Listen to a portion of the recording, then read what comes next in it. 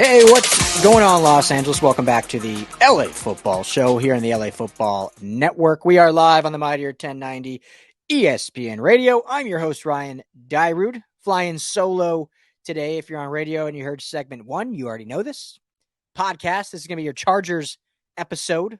Welcome to the show. You're stuck with me talking Bolts today, but we're going to have some fun for the next 20 or so minutes, get into some OTA talk, some potential trade candidates, some free agency stuff out there, any other moves this team should make. You know, we're just going to do a smorgasbord of Chargers stuff. Show is always brought to you by our friends at BetOnline. Head to betonline.ag today. Use our promo code BELIEVE, that's BLEAV, gets you a 50% bonus on your first deposit. You put in $100, you get $50 free to play with. NBA Finals, Stanley Cup Finals, baseball, Major League Cricket's coming up. Anything you want to bet on, BetOnline has for you. Tell them the guys at the LA Football Network sent you. Make sure to use that code BELIEVE. That's BLEAV. Hope everyone has had a fantastic week thus far. It's a Friday, Football Friday, here on the LA Football Show. Make sure to head to the LA Football Network, LAFBnetwork.com, for all your LA football news and needs. All of our shows, Chargers Unleashed, Rams Brothers, Salute to Troy, Bruin Bible, obviously the LA Football Show, all of our editorial articles, social accounts. We're on YouTube, Twitter, Facebook, Instagram, all of it, TikTok. We're everywhere in the Southland for everything LA football. Excited that the season is a mere 2 months away-ish. We're about a month and a half from training camp kicking off. So, OTA is wrapping up. So we are then fully in no man's land, the wasteland of the football offseason. There's not much of it. The NFL season's from September? Super Bowl's beginning of February. So you'd think March, April, May, June, you got 5 months of offseason. In reality, you have about 5 weeks of pure offseason. There's always something with the free agency, the draft, rookie camp, OTA mini camp, training camp. You just got that time in between OTAs and training camp of the true couple weeks of nothing going on. But knowing our LA teams, I don't know if the Chargers are quite as crazy in this regard, but knowing the other LA teams, some news will probably pop up that will be big and breaking. Will it be the Chargers? Will they go and sign a big free agent? We shall see. There's been some chatter about a couple current free agents that I want to get into. So first, you have DeAndre Hopkins, shockingly released by the Arizona Cardinals. There was talks of them, dangling him as trade bait. No one took the bait. They ended up releasing him. So fascinating. And I don't know, this isn't a Cardinals podcast, and I don't have a ton of, I don't want to act like I have a deep knowledge of the Cardinals, but they have Kyler Murray, who they just signed to a huge deal. They have a good young defense in terms of talent. They had DeAndre Hopkins. They've allocated draft picks for other positions. They go and fire Cliff Kingsbury, bring in John Gannon as their new head coach. And it's almost like they're kind of going into rebuild mode. Now, will that rebuild mode include Kyler Murray? I mean, you'd think so with what they're paying him. But coming off an injury, there's talk that he might miss half the season still, which I'm kind of surprised how little of talk that's getting. But he may not play till November. So there's talks, are they going to go after Caleb Williams? If they get the first overall pick, are they going Caleb and taking quarterback 1 overall? What would it be? Their third quarterback taken in 5 years, 6 years at 1 overall? They still got to pay Kyler. He got a pretty big contract. So, I mean, it's fascinating what they're doing down there in the desert. Obviously, when you bring on a new coach and coaching staff, things are going to change. Philosophy is going to change. Culture is going to change. But that domino of getting rid of DeAndre Hopkins or releasing him seems to be a tell that this year is for sure almost going to be at a loss for the Cardinals. And what's interesting is looking at it from the outside in, that's what it looks like. But like we cover the Rams here at the LA Football Network, they've done a lot of the same. It's been very clear they're prepping for 24, but I still believe they can be very good and competitive in 23, even with moving on. And it's funny, Cardinals move on from a few guys. It's like, okay, they're packing it in. They're going to be a 3-win team. Rams, I'm like, I think they can still win 8 games, 9 games, sneak into the playoffs. But I think that's just A, I have a lot more faith in Sean McVay than rookie head coach. B, Matthew Stafford coming back fully healthy. I have a lot more faith in him than whatever backup's going to start, and then even when Kyler's healthy. C, you still have Aaron Donald. You know, J.J. Watt retired. You don't have that kind of craziness over there. By craziness, I mean like Hall of Fame caliber defensive player. And D, you lose DeAndre Hopkins. Rams have Cooper Kupp coming back. Best receiver in football. So you got your core 3 with a lot of unknowns, whereas the Cardinals, you just have a lot of unknowns. So anyway, I digress from that. Speaking of DeAndre Hopkins, and actually we're going to stick with the Cardinals, another player here in a minute. Been talks about should the Chargers, they're in an all-in year. I love that phrase, right? All in. All in. You should always be all in, but I get it. Like, Cardinals are not all in right now. Chargers are much more all in. Now, they haven't traded away first round. They haven't traded away any picks. They did the Khalil Mack trade last year, but outside of that, they haven't done any like crazy trades. So all in is subjective, but they're obviously in it. And this roster is built right now to win right now. So we'll agree with the verbiage or agree to disagree on the verbiage. But yes, they're definitely a team that has been built in its current infrastructure to win a Super Bowl and compete for a Super Bowl right now and for years to come, pending the Justin Herbert extension. So that's been, the talk has been, okay, they're all in.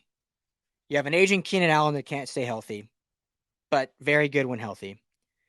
Mike Williams, also very good. Gets nagged by injuries often. You just drafted Quentin Johnston. A lot of excitement around him. He's looked great so far in OTAs. You have Joshua Palmer, who I thought looked really good last year. I don't think he kind of maybe struggled as a wide receiver 1, which he was kind of forced to become. But as a wide receiver 2 or 3 or 4, I mean, might be one of the best in the game. Very talented player. You draft Darius Davis as a speedster. You bring back Jalen Guyton as a speedster. So you have all this depth and talent. But think if you can add a DeAndre Hopkins to that mix. You're all in. Why not go even more all in and not only bring in the best free agent on the market, but arguably still a top 5 receiver on the market? So I get the sentiment in that. The Chargers are not going to do that. They do have $12 million in cap space still, according to Over the Cap. So, I mean, they have the money if they really wanted to. Now, that's for this season. If they're going to, say, sign him to a 3 to 4 year deal, that obviously then cuts into what are they going to give Justin Herbert? Because that has to be first and foremost top of mind. Should be. It is.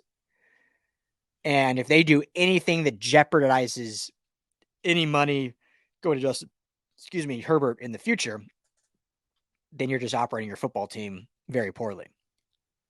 But if they say they got him on a 1-year deal, $10 million, $9 million, kind of like what the Rams did with OBJ last year, that I would be okay with. Like, why not? Who's to say if Keenan Allen doesn't get hurt again? Who's to say Mike Williams doesn't get hurt again? Who's to say Quentin Johnston doesn't? I mean, you don't know. You can't bank on all your stars being healthy because the Chargers specifically have never had that luck. They're destined to have at least 1 or 2 big injuries every year. 2 years ago was kind of the first year where they finally were able to stay relatively healthy. Well, that came crashing down last year. So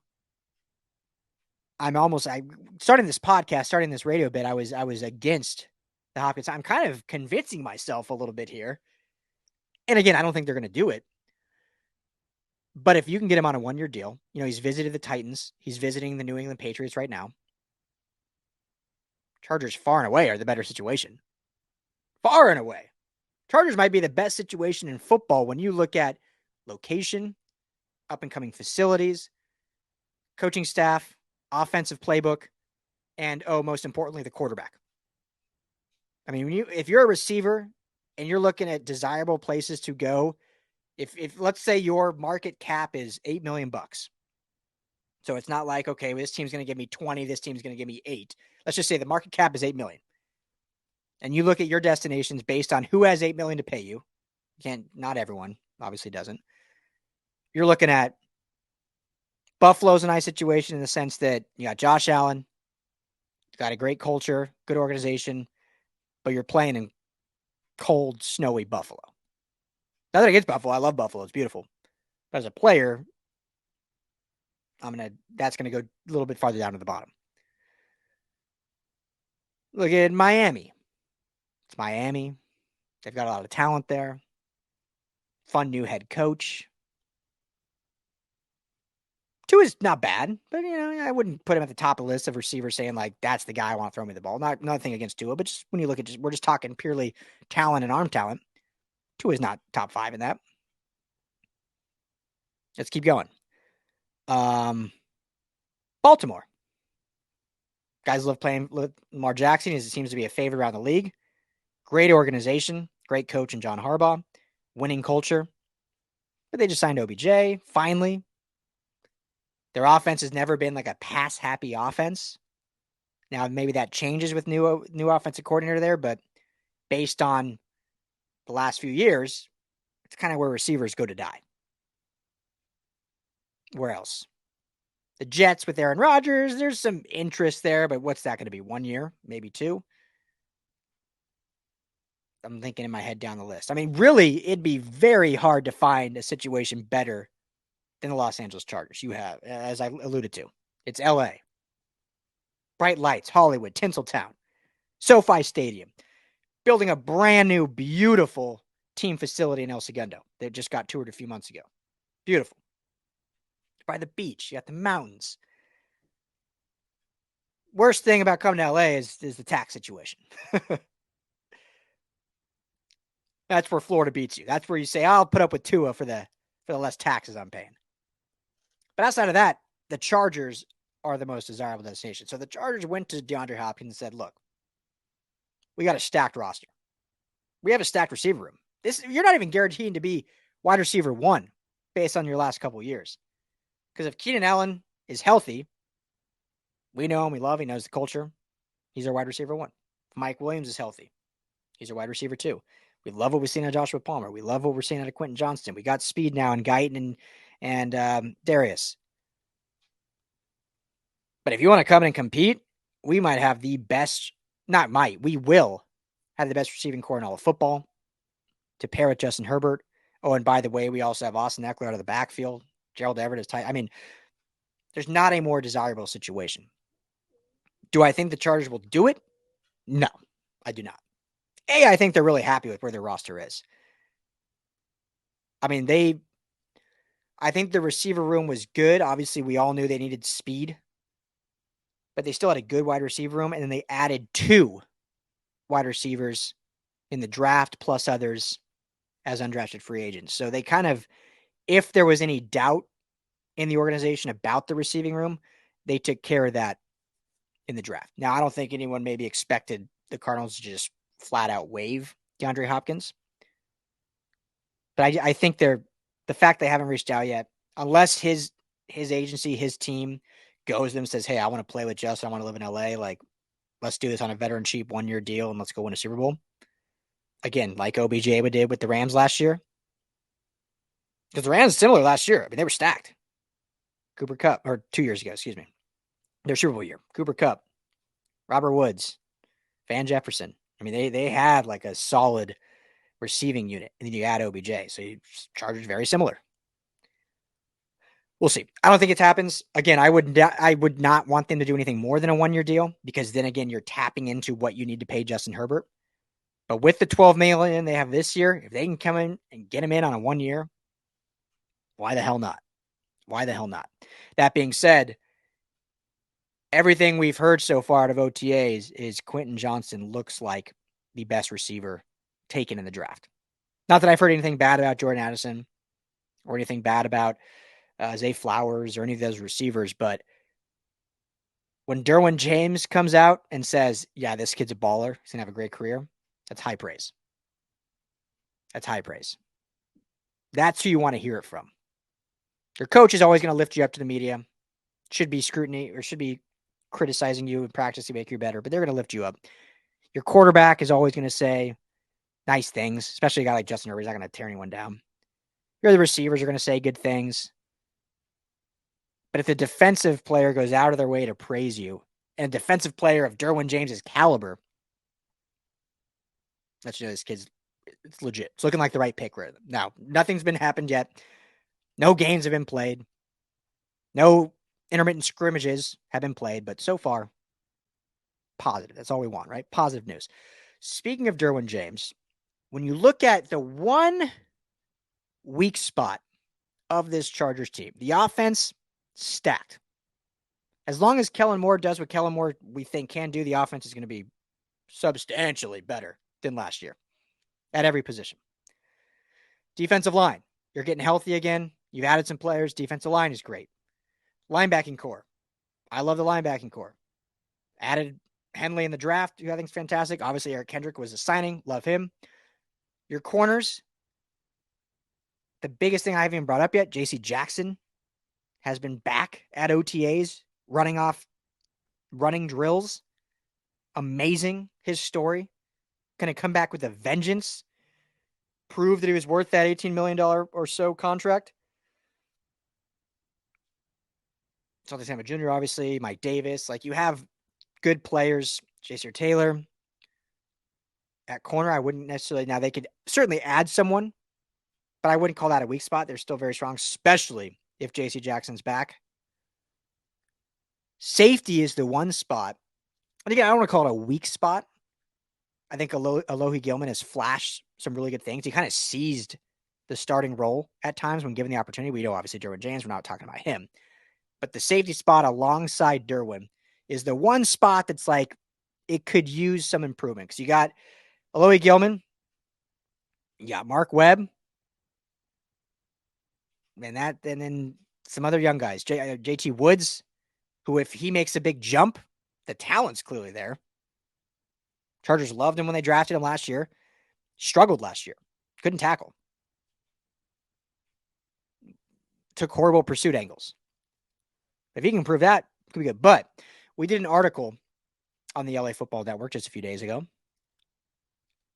in keeping with the Arizona Cardinals, seeming how they seem to be in rebuild mode. And there's been talks about this player wanting out, wanting to be traded.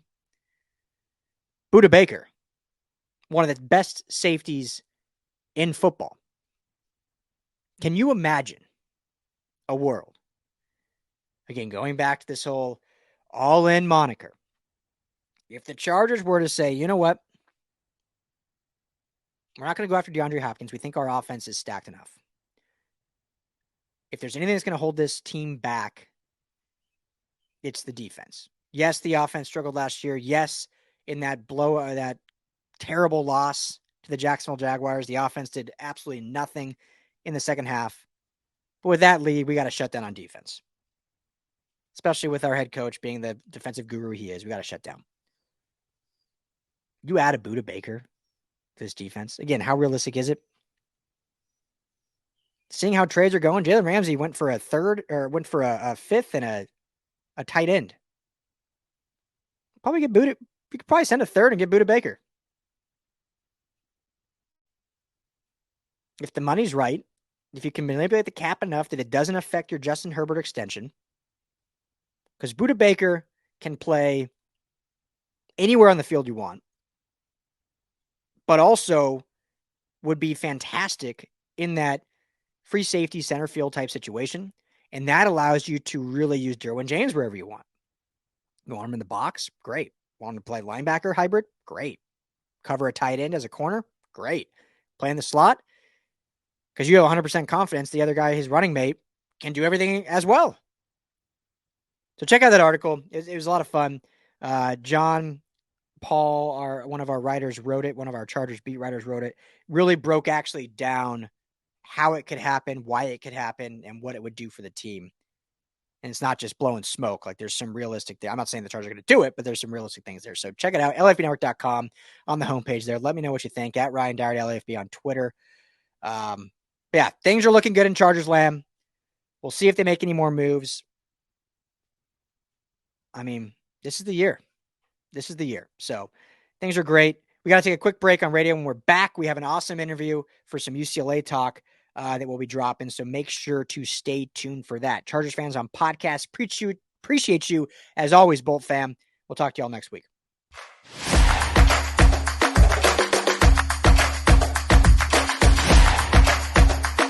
You're listening to the LA Football Podcast.